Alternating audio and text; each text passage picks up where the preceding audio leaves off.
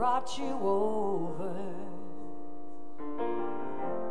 Praise the ones that took your hand. Praise the heart that kept on beating with a love to help you stand. Praise the tears and the laughter. Praise the shadow and the light. And praise the answer and the question. And the mind to set things right. And if the only prayer you ever said was thank you,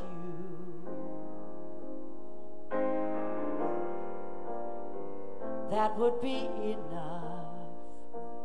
Thank you is enough.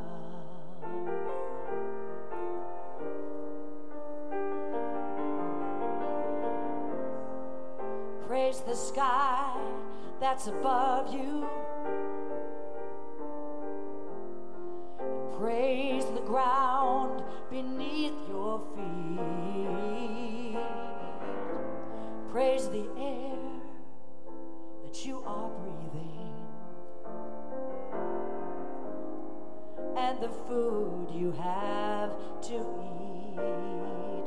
Then praise this life that you have been given, and praise the days you have to spend under the sun that keeps on rising through the night that always ends. And if the only prayer you ever said was thank you, that would be enough. I believe if the only prayer you ever say is thank you,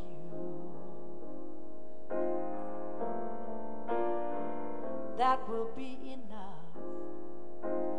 Thank you is enough. Oh, thank you is enough.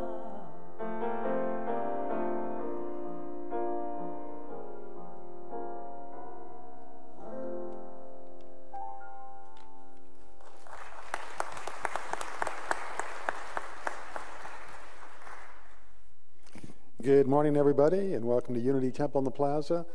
Thank you for coming today. I know that a lot of people looked out the window and said, I'm not going to do this. I'll watch it on TV. They're sitting at home with their Bloody Mary and their pajamas and think they're having a good time, but this is where the fun starts, right here, right now. Let me tell you. Many of you don't know, but we're having our 75th anniversary being here in the Plaza. Unity Temple actually, as an organization, began 134 years ago. It's been on the Plaza for 75 years, so we're having a diamond anniversary. September 15, 16, and 17 will be 3-day open house for the public. Lots and lots of different things going on. Free events for everybody. And also, 75 years ago, when this church first opened, there was a fellow attending that grand celebration, a young man. His name was Little Bobby. There he is right there. He's the water boy. And he'd walk around to all the construction workers with his little bucket of water and his scooper and give them water during the day. And then he became a member of this church. He's been on the board of directors, strong supporter of Unity Temple. And he made his transition this week on Thursday night, Bob Peterson. So, yeah, there he is now. Just a fabulous guy. He is Swede, hard-headed Swede. And I'm a Norwegian, so oftentimes we would talk about who is higher up on the hierarchy of smartness, the Swedes or the Norwegians, and we never could agree. I believe that's all the announcements that I have. We'll now begin the service with the temple chimes, the opening prayer, and I guess it's Kelly Hunt doing the call for inspiration.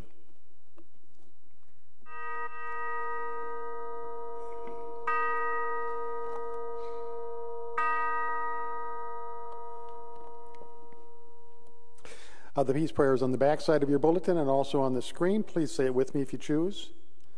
Together, on this day, we dedicate ourselves to peace on earth. We accept ourselves without harsh judgment and express appreciation for our individuality. We live without fear to meet the events of this day with confidence.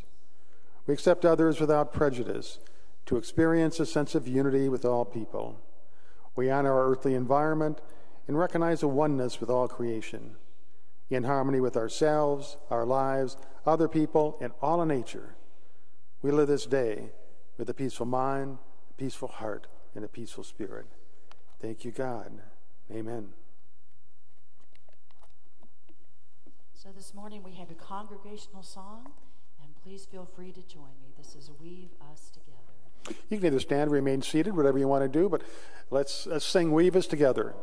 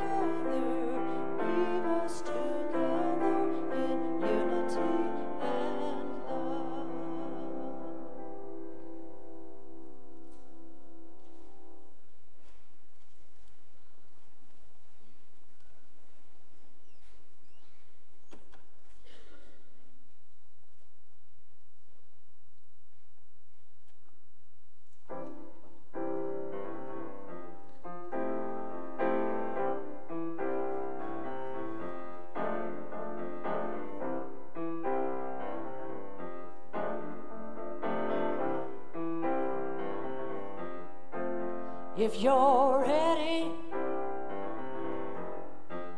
if you're ready now, if you are ready, well, come on and go with me. No hatred will be tolerated. Peace and love flow between the races. Love is the only transportation to where there's total communication. If you're ready, come go with me.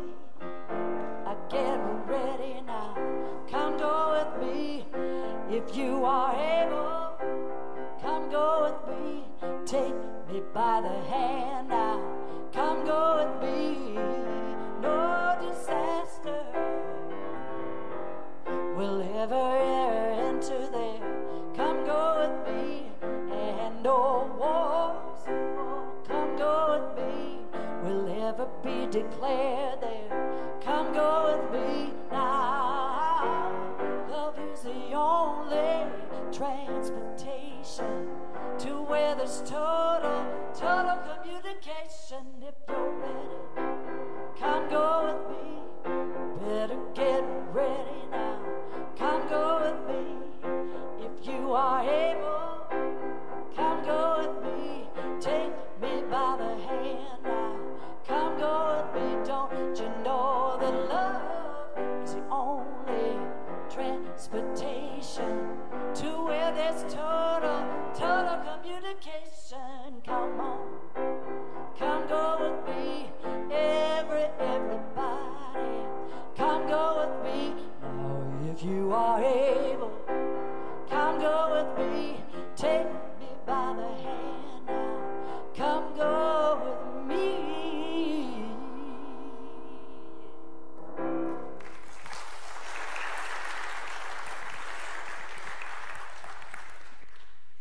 Good morning, Unity Temple. So this morning I want to go on a walk with you. And as we're having this conversation, I don't want you to necessarily be paying attention to the words that I'm saying, but really be listening to what you're hearing. Because this journey is your journey.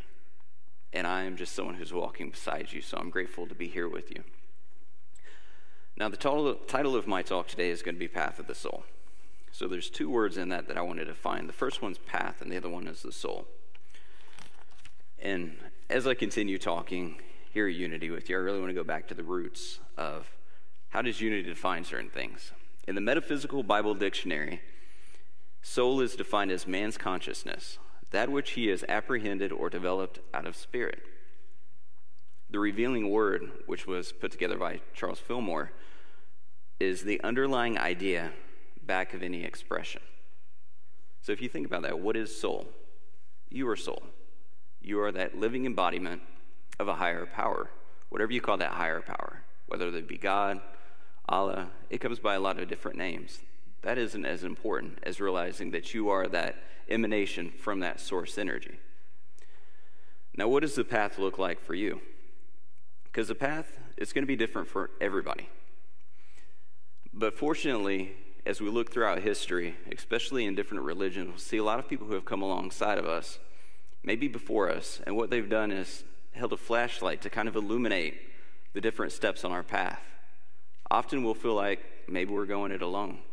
Maybe we're experiencing some sense of fear, uncertainty, and then we're relying on our own understanding to try to figure out what do we need to do. So I want you to spend some time, just for a moment, breathing. Think about your life. Think about an area that you've experienced challenges with. Maybe it's a person. Maybe it's someone who's alive now. Maybe it's someone who's gone before you.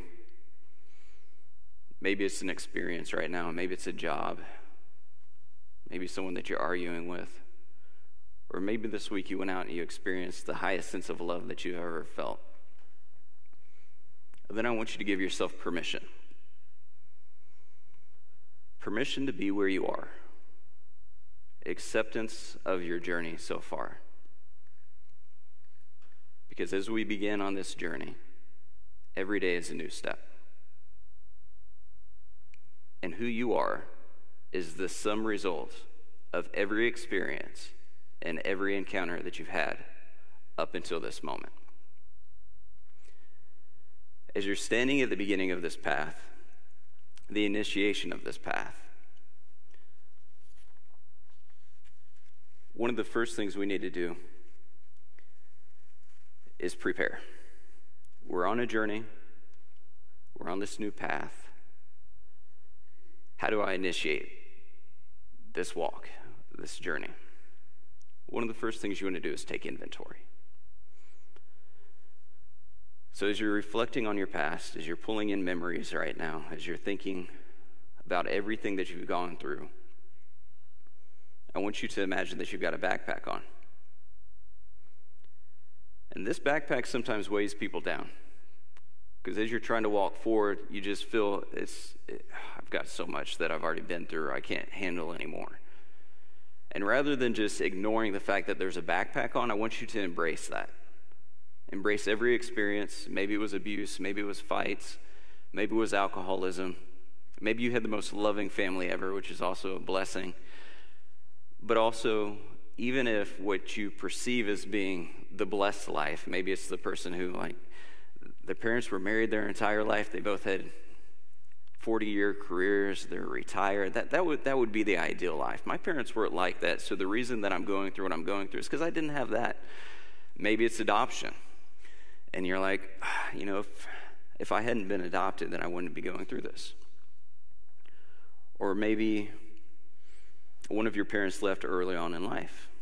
Maybe you were raised by your grandparents. Everyone's journey is perfect because it's your own. And they say that without comparison, there can be no complaint. Are you comparing your life to someone else's? And this is just all in the preparation stage. So as we're reflecting and we're thinking about that, what are the stories? What is in my backpack right now? And don't try to just set that backpack down and pretend that it's not there, but really take it off, look at it for a moment, and embrace the experiences that you've had. If it was good, embrace it as that. If it was bad, what defines bad? What defines the challenging? And is it possible for us to maybe redefine what that means to us? Earlier in the conversation today, someone was mentioning that there's areas in the world you can go to where your worst days are better than their best dreams. And it's not comparative suffering. It's not saying my suffering's not as bad as theirs. Your story is your story. And in some schools of thought, whenever it comes to spirituality, all that matters is what you think. And that's true with the journey of life. It doesn't matter what anyone else tells you, no matter what someone tells you about you, no matter what you've told yourself about you. That's not necessarily who you are. So at the beginning of this path, you are someone. You are fully whole, exactly as you need to be for the next step along this path. The next part about the initiation is going to be the curriculum. The curriculum's been set. And if we look through history, maybe we don't have much of a spiritual background. Now, most of you here have a spiritual background because a lot of people who come to Unity have been through a lot in their spiritual growth, and they're at the stage of seeking. And they want a place, you want a place where you can feel comfortable as you are, where you are, to grow forward. So what is the curriculum? Even if we break it down in the most two simple things we know absolutely happen in this experience, not going to the spiritual side, we're going to be born and we're going to die. Now we often fill in the story with a lot of other experiences in the middle. Something that was taught to me, you are all teachers, by the way. I'm just up here sharing my little perception of my little piece of my journey. But one of the lessons that was taught to me recently was just to embrace pain. Because sometimes in life we're going to experience pain. Maybe it's physical pain. Maybe it's going to be emotional pain. And sometimes that pain's going to stick with us for the rest of this journey. But even if we look at it like there's a end moment, that end moment being death, maybe this is just a flicker. Because when we look at the span of one's life, it genuinely is just a flicker. That pain's only going to be with you for a moment. Can you change the way that you think about that pain? To where maybe it's what an exquisite pain. Sometimes I'll have a pain in my lower back. I'm young, but sometimes it just creeps in there to remind me. But can I practice the appreciation for that pain? Can I say, what an exquisite experience this is? Because remember, this is going to end. The movie is going to come to an end. It may be the most tragic experience, most tragic movie ever. But remember, that ending scene's coming. So can you change it and be like, wow, that was the greatest tragedy I've ever seen in my experience. Now, whether or not you believe in an afterlife, that's okay. But let's go look at the curriculum again. So the curriculum, Jesus came, and as we often hear Reverend Sanders say, the way shower. So where does Jesus fit into our stories? Now in Unity, we'll have different reactions from different people based off their backgrounds and upbringing of their spiritual practices. Some people get completely turned off by hearing the name of Jesus, hearing the name of God, hearing he or she as far as the identity of God. Don't get hung up on those types of things. So I'm going to be quoting some older Unity works, which then they use more gender-specific language, such as God is he. Don't get hung up on that. Look at the meaning behind the story. So in the curriculum is Jesus, the way shower. In his life, what did he experience? There was the birth, there was the baptism, there was the temptation, the transfiguration, the crucifixion, and the resurrection. It reveals itself as a great parable, most clearly setting forth the path which souls of men will ultimately have to tread. In life, I'm sure that we can acknowledge that it seems to be a lot of people who are sleepwalking through life. They're not even aware of the experience that they're having. They're 100% a result of their reactions of the experiences of their life. They have not yet awakened to the fact that they can have some control in their life, control over their attitude, control over their speed in which they can take the classes of life, unaware that different feelings can take on different meanings when we reflect it based off the bigger picture.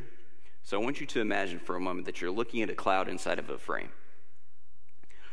This cloud sometimes could be labeled as depression, or this might be a cloud that you're imagining is the greatest experience in life.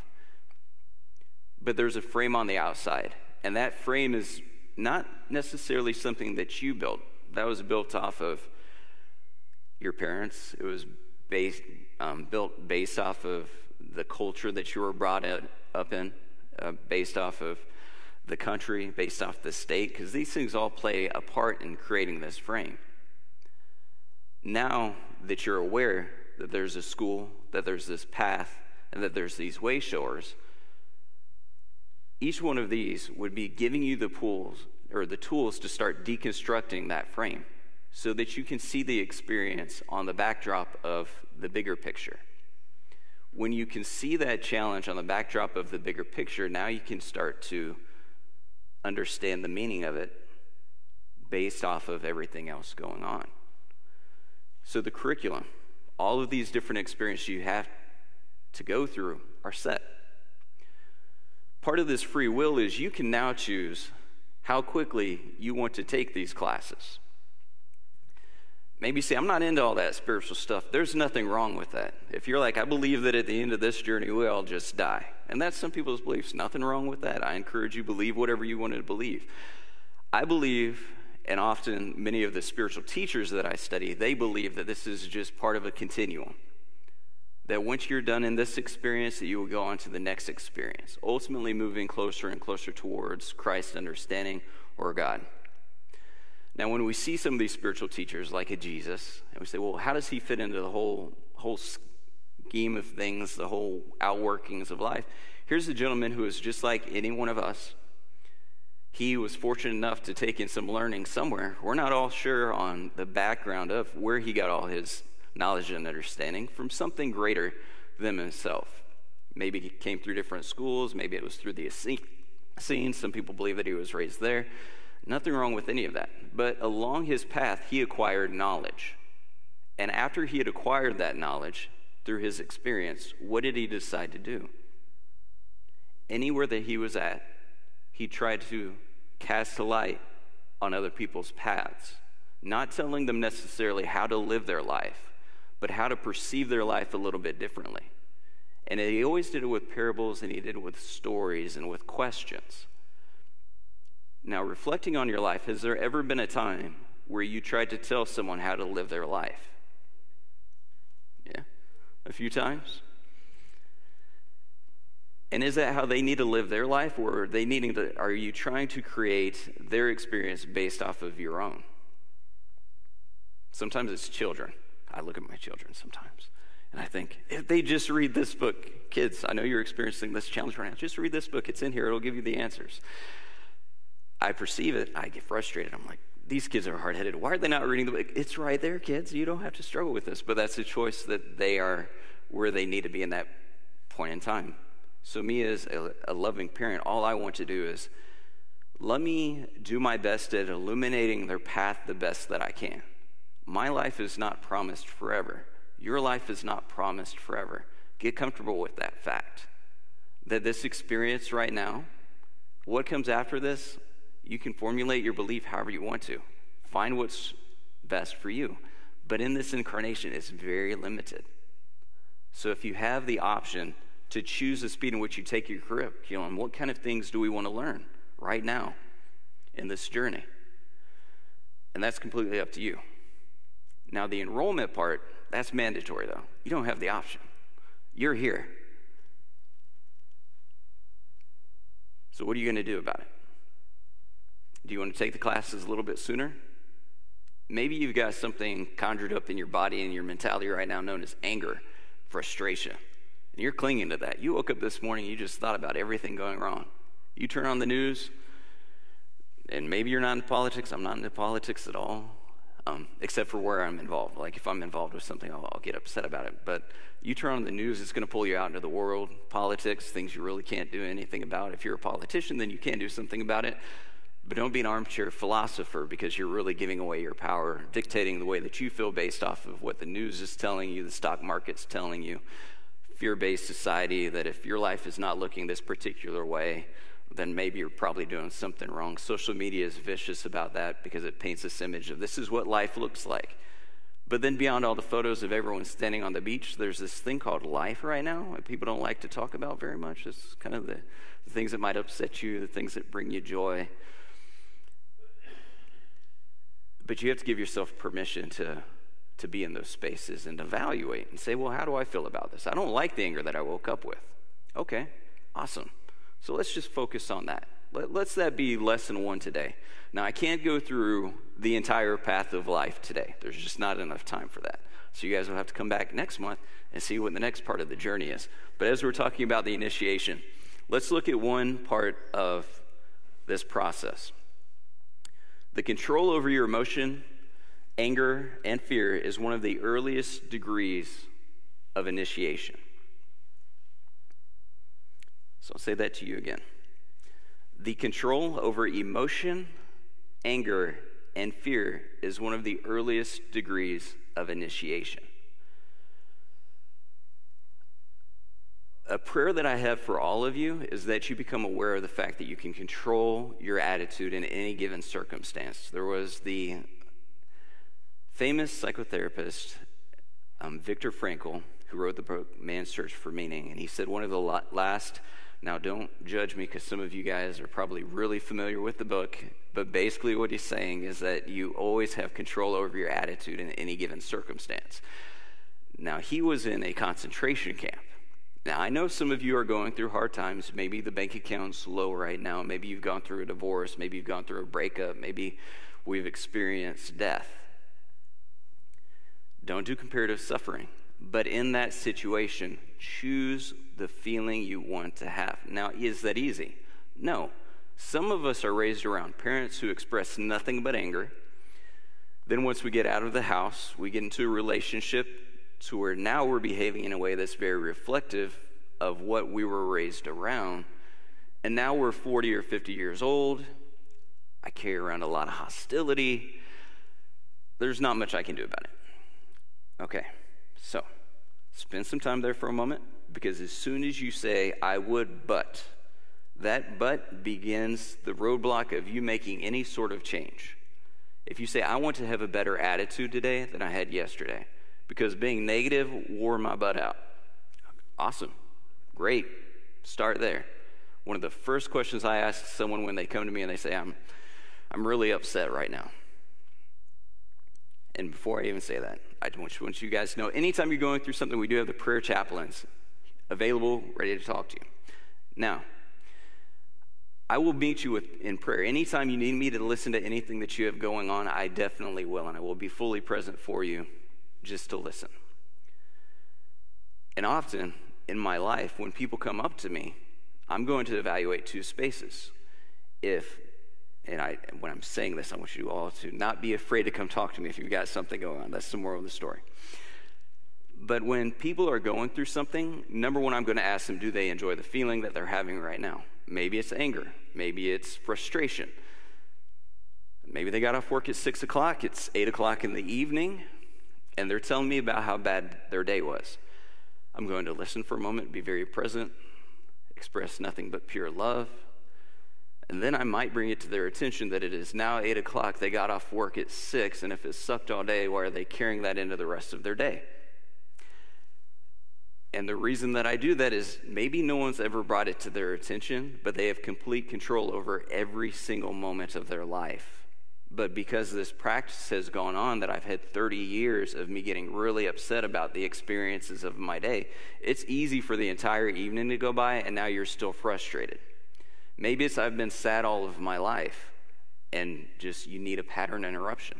Now, where does that come from? That's when we've got these amazing way showers, whether that be through Christianity, maybe it's through the teachings of Jesus, maybe it's the new Christ teachings, maybe it's channelings, maybe it's through Buddha. Whatever that teacher is that you need, they're waiting for you.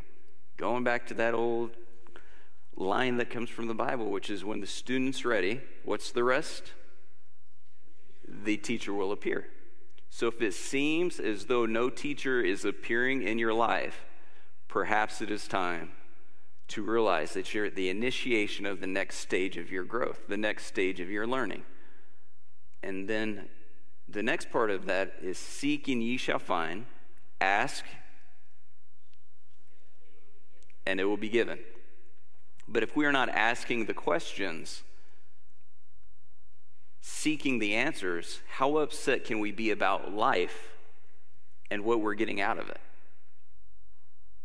So if we think to ourselves and we're not happy with the result, maybe it's time to sit down and just start asking better questions. Don't beat yourself up and say, I should know better than this at this point in time. Don't be an ageist, because some people are ageist, meaning I'm 80 years old, I should have this all figured out. Well, not necessarily. There's a lot of people that live 100 years that haven't even realized that they're in control of their own life yet. But then if we look at the spiritual paths, because Jesus was a great example of that, of here's someone who lived, died, but showed that he didn't end with his body, that life continues. Each one of the spiritual teachers, whichever school of thought that you study, is always talking about how there's a continuation of this experience. Now, if it is we die, then now we're sitting in heaven and that's it, that's nothing wrong with that. Then enjoy the journey here. You see that end point? Enjoy the highs, enjoy the lows. I and many of the other Unity teachers are always teaching this is a journey, this is a path. It is up to you.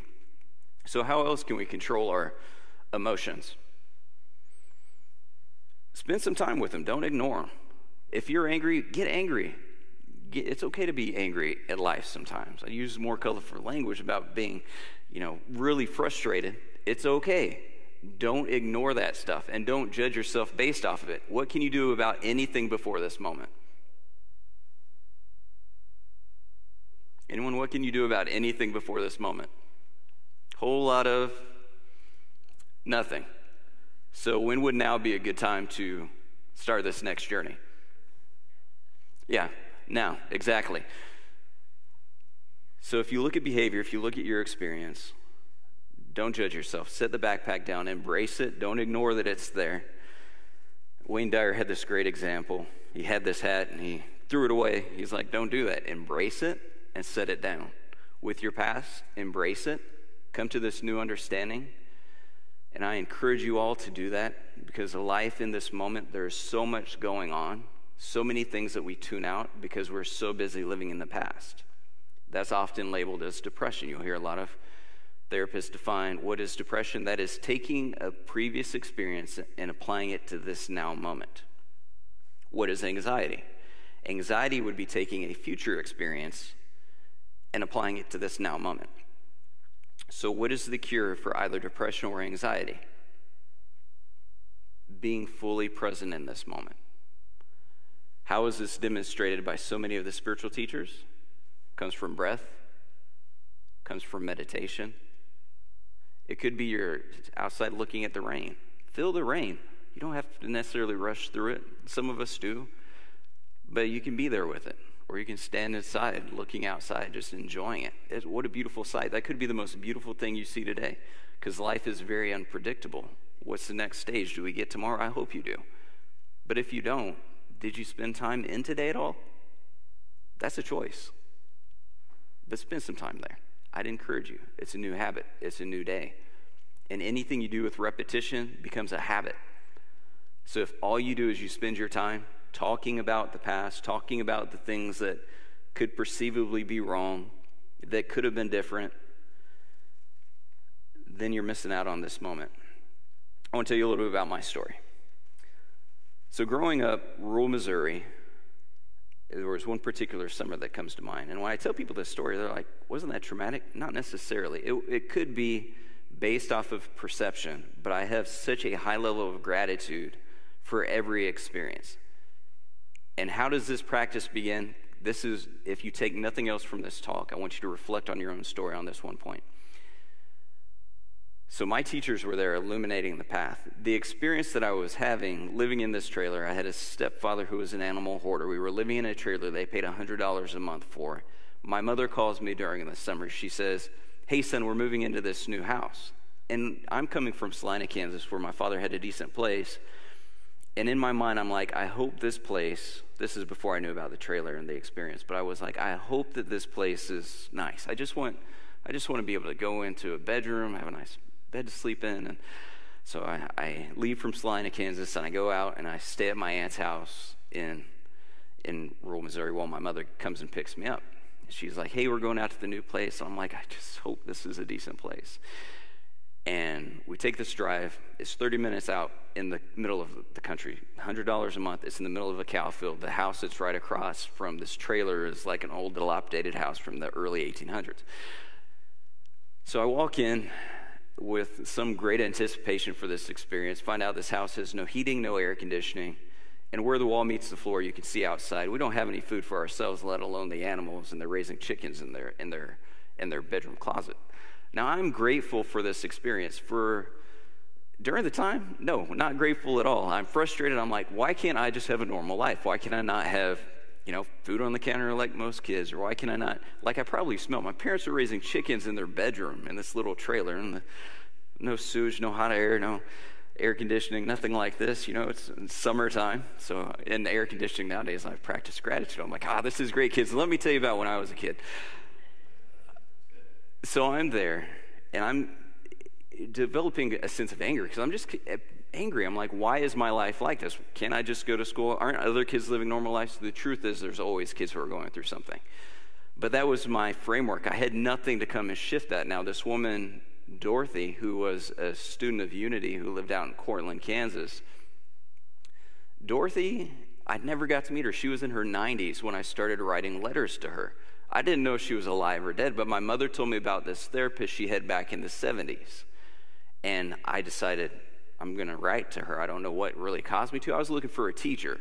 And that's like being a curious student. And it could be you talk to the person next to you, because I assure you, all of you have wisdom far beyond my years and through your own experiences. So I look at you all as teachers. And that's very, very important. Because sometimes what you're looking for won't come from up here on the stage, but maybe it's a gentle reminder that there are some amazing teachers in this room or people who you walk beside daily that you turn to for answers. So in my particular thing, being out there in the country, I had my little Susie was a goat. She was a fainting goat, and we had George. Now, these are my two companions, and we had a turkey named Tom that was outside. Now, I was just this young kid. I'd be looking at Tom, and I'd come up and slap him, and then their heads turned from blue to red. So that was a whole experience. So then he tried to flog me. Then I ran inside. So anyway, these are my companions at the time. Wasn't getting too many answers from them. But then I decided, I don't know if this Dorothy lady's alive or not, but I write, Dorothy Johnson, Cortland, Kansas, put this letter in the mail.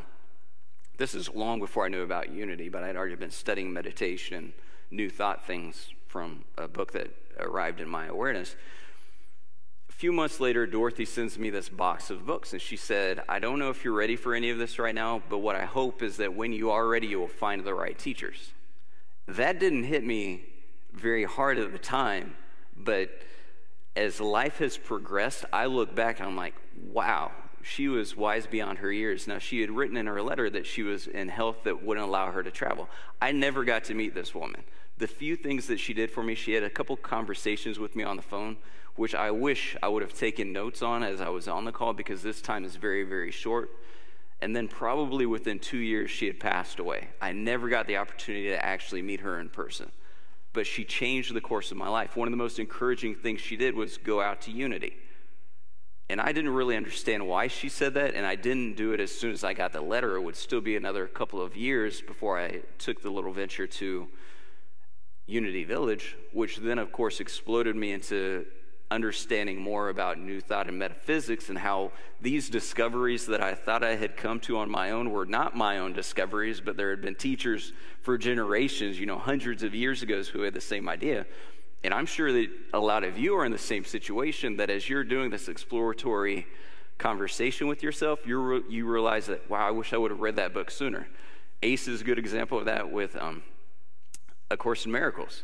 It's a book I've never picked up. I've heard about it my entire life, but when the student's ready, the teacher will appear. The Bible is one of those books to where you have to find your own meaning in the Bible. Some people will say this is exactly what it means, but at different times in your journey, you found that, wow, this book has different meanings for different things. Going back to this, the experiences, this transfiguration, when you're looking at the resurrection, that was one that came into my awareness probably a year ago, 2 years ago. It was around Christmas time, and I'm thinking, well, what is this talking about? What is the resurrection? Well, the resurrection is the death of the old mind and the resurrection of the new mind. You can accept that definition whether or not you like it. But think about that for a moment. In a lot of your journeys, because a lot of you are deep spiritual seekers, there came a time when you began to question things. And then a new mind opened up. And no matter what you did, your old mind was no longer there. Have any of you ever experienced that? Because once this shift happened, you never thought the same way. Even when you try to go back to it, there's this new birth inside of you, this new beginning that has come forth, that it's like, I just can't go back to my old way of thinking. And that's the beginning of your path. It happens multiple times throughout your own journey. You are the sum result of every experience in your life up till now. So when you move forward from that space today, just be thinking about, what is the next question that I'm seeking an answer to? I don't like the feeling that I've been carrying so close to my heart for so long. The discouragement, the sadness, the upset. If it's joy that you practice, maybe you're in that teacher seat right now, because I'm sure that if you live a life that is full of abundance and full of awareness of the happiness around you, because this is an awareness, it's never in lack, but you can easily look outside of yourself and see a lot of people who are not aware of that. They're not aware that this is a beautiful day, that you can feel the weather on your skin, whether that be hot or that be cold. Can you practice that gratitude? Can you give that gift to someone else? Look at them innocently. Don't judge them based off, you're 40 years old. Why are you acting like that? You know you shouldn't be so angry. That's kind of an ageism type thing, because you see a little kid, like he's cute, little 2-year-old, they come up and kick you in the leg. Are you like, you should know better? Yes, they should know better than that, but do you exert that much anger towards them, such as the person who just cut you off in the street? Can you look at them with the eyes of innocence, the eyes of Goethe, which says, look at as a man as he is and he becomes worse. Look as a man as he could be, and then he can become what he ought to be. So it's looking beyond their circumstance with a view of love, of sincerity, realizing that they're at the beginning of a path. You're at the beginning of a path. Learning to control your emotions, learning to ask better questions. That is the initiation of this path. So I encourage you all going out of here today, be patient with yourself, be loving with yourself. Embrace every experience you've had up until now, whether it makes you feel loved, whether it makes you feel angry, whether it makes you feel sad, joyous. Spend time with that. Embrace that. And look at life, look at every moment going forward as a new student. It's not easy. I promise you it's not easy, because old things will creep up. But then that's an opportunity to practice being present for that forward movement. And in the next part of our talk, we'll talk about what comes next. But for right now, you have to be in suspense. So just practice those few little things. And it'll be a beautiful, wonderful, magnificent week. So thank you all for coming this morning. And I think we've got a special program with some kiddos coming up.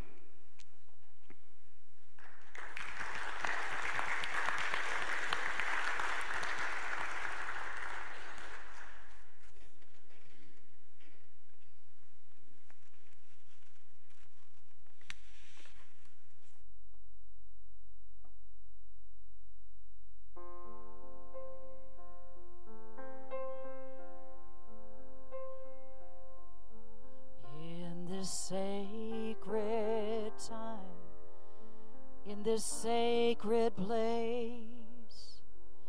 We are not alone as we walk in grace. We are all walking. We are all walking. We are all just walking each other home. In this old world, there can be heartache and pain, with nothing left to lose and everything to gain. Take my hand and I will give you my heart. It can be a rough road to travel, but it's a good day to start. We are all walking. We are all walking. We are all just walking each other home.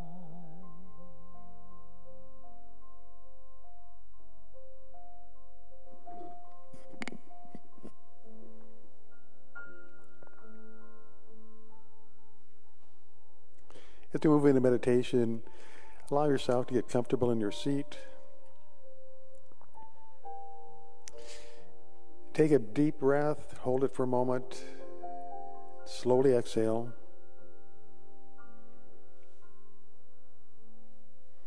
Do that 2 or 3 times, and each time you exhale, feel your body becoming more and more relaxed. Feel any tension, perhaps either in your head, your neck, your shoulders, be released.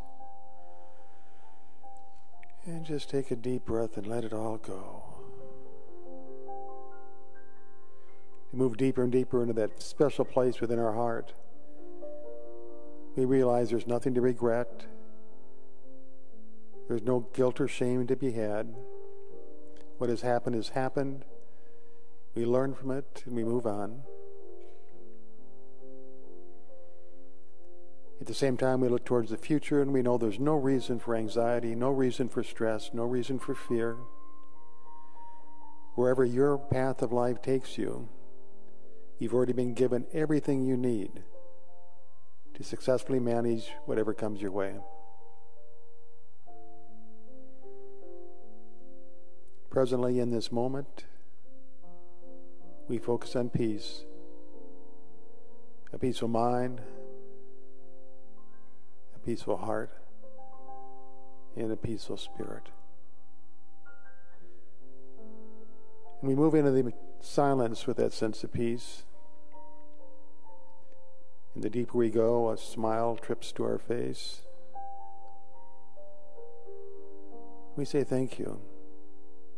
Thank you to God. Thank you to the universe. Thank you to the person that you are for living the life that you're living. In the silence.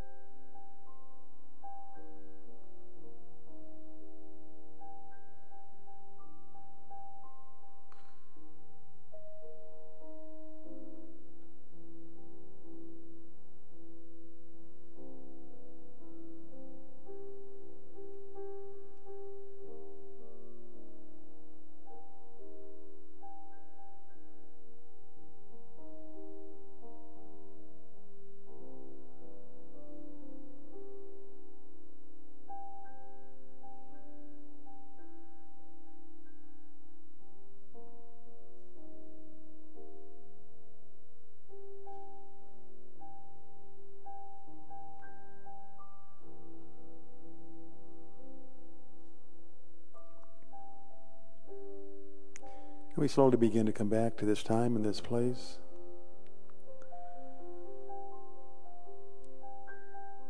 And bring with you a sense of serenity,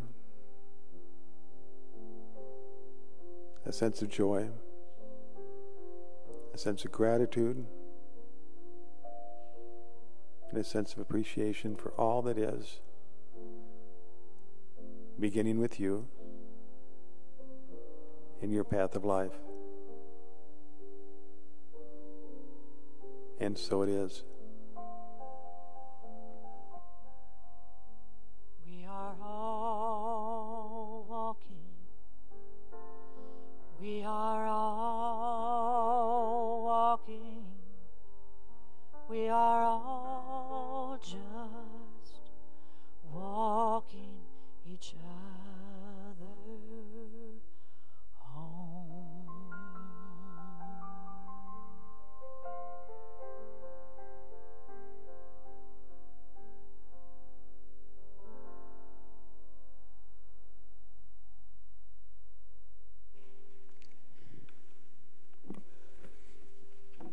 We now come to that sacred space in our service where we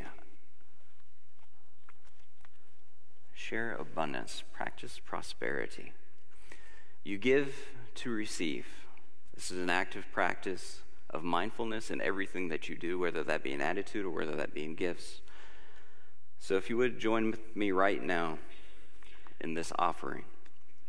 Divine love, through me, blesses and multiplies all that I give and all that I receive.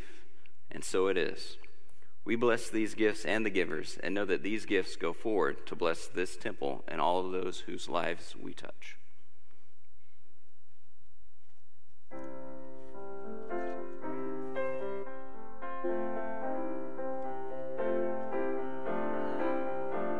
One heart at a time, we lift each other up. One heart at a time, we lift each other up. One day at a time, we lift each other up. One day at a time, we lift each other up. Oh, and we go up and into the dream of how we really want to live. Up and into the world of our own creation. We lift each other up one step at a time. Lift each other up. One step at a time, we lift each other up. And we take one thought at a time to lift each other up. Just takes one thought at a time to lift each other up.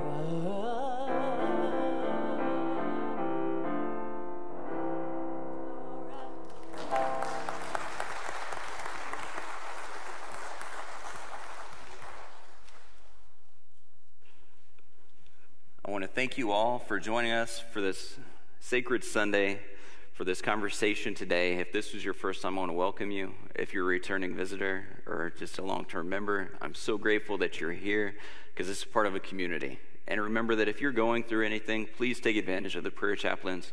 They're here to listen and to open up a space for you. So anything that you need, you'll see that they're wearing the stalls. And it's important to know that you don't have to go through life all alone. So thank you for being here. Have a great energy as you go about your day. Remember, you control your attitude. And we'll conclude this service now with a prayer for protection and the peace song.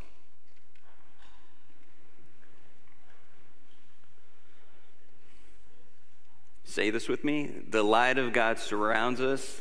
The love of God enfolds us. The power of God protects us. The presence of God watches over us. Wherever we are, God is, and all is well.